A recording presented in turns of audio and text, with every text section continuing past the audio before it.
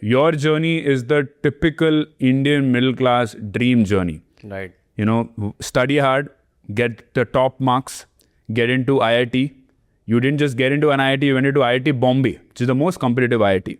Then you didn't take a break. You directly went into IIM Ahmedabad, which is the toughest IIM to get into. You got a 99.99 percentile. Yes. And then you joined private equity back before when it was cool. Right. And then today, at the age of 35, you're the founder of a VC fund.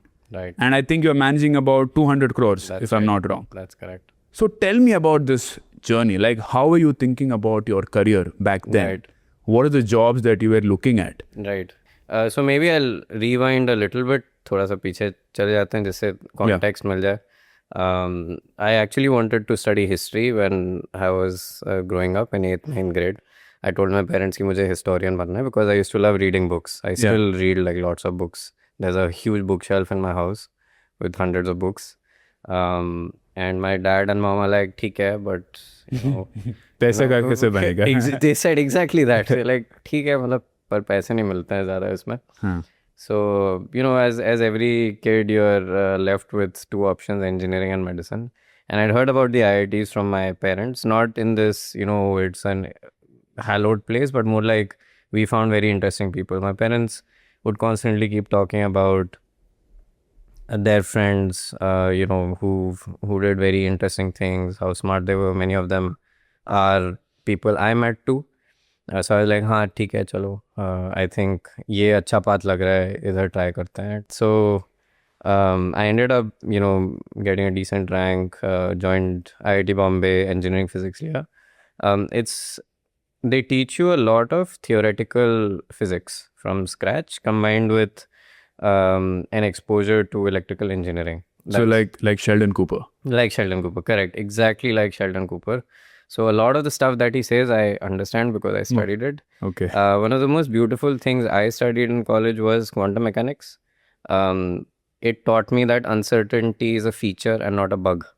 But I started to think of the world in probabilities and uncertainties rather than certainties and ऐसे ही होता है, right? And I think physics taught me that. It's classical mechanics is very interesting in one way, but quantum mechanics is so different in terms of how you have to approach things. Have you ever wondered how much money you need to retire? Based on your monthly expenses and your investment growth rate, do you know what is your retirement age? This question bothered me for the last 10 years. So I thought, why don't I just build an app around this? So at the 1% Club, we are now launching our fintech app powered by AI. This is the first time AI is being fed on your own personal financial information and giving you advice like a professional money manager. Head over to the 1% Club app right now, install it, track your FIRE number, and invest money like a professional money manager. It's completely free of cost, so try it right now.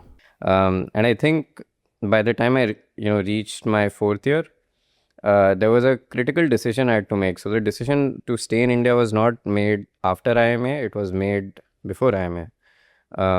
Because I had got a job at this firm called Monitor, which is now part of Deloitte. It's called Monitor Deloitte, and they used to recruit one person.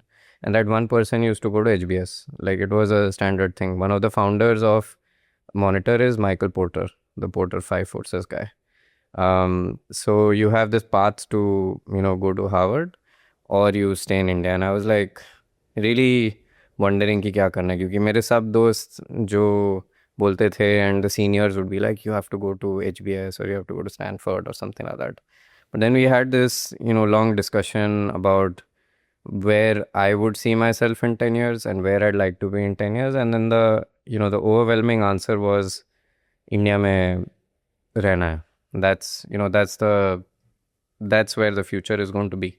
But I'm confused. How did India back then beat a career after going to Harvard Business School and living in the US? Not. How did India beat through your analysis? Yeah, it did not. So that's why I said कि 10 साल बाद का सोचना है and not immediately. Immediately, though, there was a no-brainer.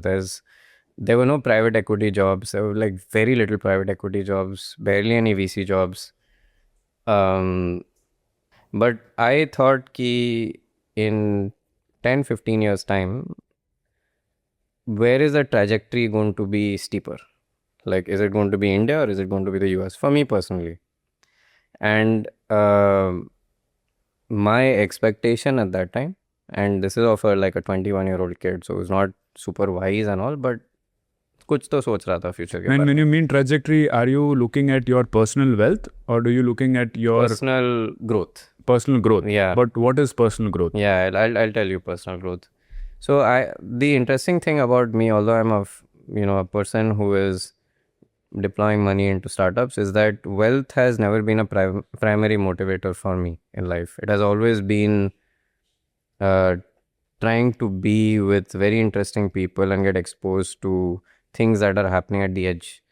My future forecast was that all the action is going to happen in Asia. And I actually wrote a piece called Long India in 2021, which was a culmination of all these thoughts.